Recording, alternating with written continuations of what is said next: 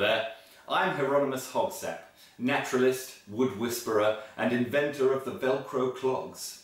Much like Splinter of Teenage Mutant Ninja Turtles fame, I'm here to dispense to you my comprehensive understanding. Where that benevolent rodent led a haphazard team of terrapins on a crime-fighting crusade, I'm here to guide you through the splintery world of chainsaw carving! Now, I know what you're thinking. I can't carve things with a chainsaw, it's too hard. What fools you are. You're part of the human race, the people who invented the pyramids and the B-Day. You can do anything you want to do. And to prove it, I'm going to conduct a little experiment. The next person I see wandering through my estate, I'm going to shoot them with this high-powered tranquilizer gun. And then I'm going to teach that random person how to chainsaw carve. And now, awoken from his chemically induced slumber, behold the fruit of our labours! My good man, what is your name? Who? We shall call you Dust Monkey. The first thing our Dust Monkey will need is a chainsaw. There are many makes available to the potential carver, and the best way to find your dream chainsaw is to head down to the local chainsaw dealer.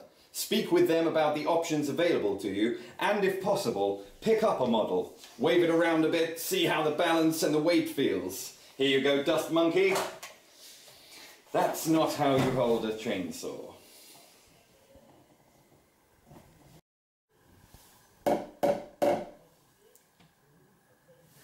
Ever since my great-uncle Tarquin Hogsap was saved on a hunting expedition by a Mr. Terry Still, I have put my faith in the Still brand of chainsaw. I would also recommend Echo as a cheap alternative, not quite as robust as the Still, but it still gets the job done. Many years later, after devoting most of my life to the Still company, I learned that Terence Still had nothing whatsoever to do with it.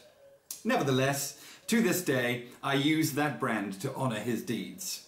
I know that some of you may have personal preferences on chainsaw brands, but mine is Still, and these are my videos, so if you don't like it, you can lump it. It is best, where possible, to run two chainsaws, the first of which should be your main carving tool and should run a 15 to 20 inch bar. It is possible to do all carving with the larger bar, and some carvers have achieved great results doing just that. The next chainsaw you will need will be the main weapon in your carving arsenal, the crown jewels of your wood sculpting empire. Pay attention, Dust Monkey, it's about to get technical. Here you go, take some notes in this. The most important thing about your chainsaw is that it runs a 12-inch carving bar. The bar of a chainsaw is always connected to its chain and sprocket. But to run a 12-inch carving bar, the chainsaw must also run a 1/4 inch pitch sprocket, which might look like this, or like this. Not all chainsaws run this type of sprocket, so make sure you check with your dealer that you've got the right one. And, of course, don't forget to read the manual for any extra information about that chainsaw's features and upkeep. Dust Monkey, what have you done? Aha! Attention! Attention! The next part of the video could save your life! No, that's right, I'm talking about safety. If anyone's seen a horror film like the Texican Chainsaw Mishap or The Ghastly Dead 2, then they will know that safety must never be overlooked. In fact, if the characters of those films had followed simple safety protocols, then many of the bloody disasters may have been avoided. What's that terrible sound? Dust Monkey, not one of your sweet feminine hands. It's okay, I know what to do. For example, if Leatheryface had been wearing protective trousers, or if Ashley had observed the two hands on the chainsaw at all times technique, then perhaps they could have avoided their gory experiences. I'm now going to give you a brief overview of some of the basic safety features one must observe whilst operating a chainsaw.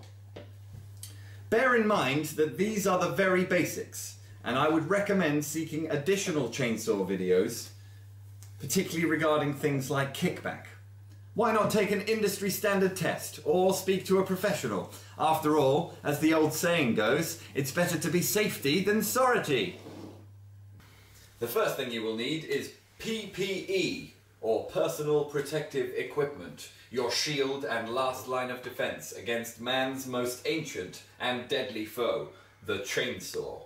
Some of the basic equipment you will need include earmuffs to protect your precious eardrums from the sound of the chain and to stop earwigs from climbing inside and laying eggs in your brain.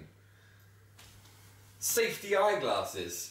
They say in the land of the blind, the one-eyed man is king. Well, in the land of the chainsaw, the one-eyed man just really wishes he had been wearing his safety eyeglasses. Let's talk hands.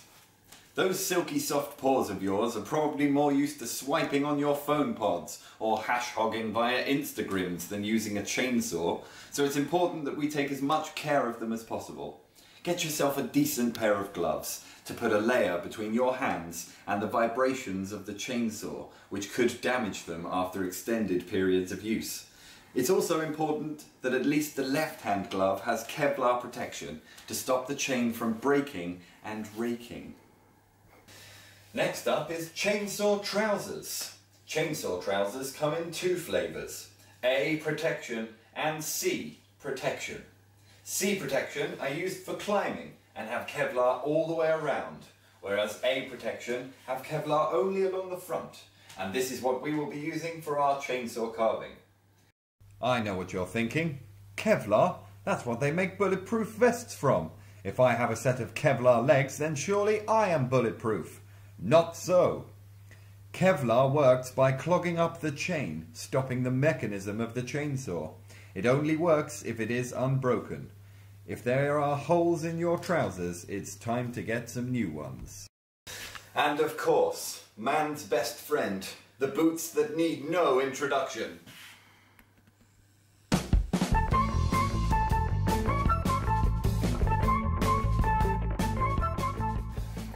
The next safety features are on the chainsaw itself. Whilst every saw is different and you should always read the manual, the two things that all chainsaws have in common are the chain brake and the chain catcher. The chain brake stops the chainsaw's clutch from spinning and is employed during serious kickback, like so. This should be kept in full working order and checked before each use. If the chain should break, the chain catcher will protect you. As long as these two things are in full working order and you've read your manual, you should be good to start. I hope this tutorial has served you well. So far we've covered the basic equipment you will need to start your chainsaw carving. Join us next time for some more chainsaw carving shenanigans. I've been Hieronymus Hogsap, he's been Dust Monkey. Shake on it, Dust Monkey.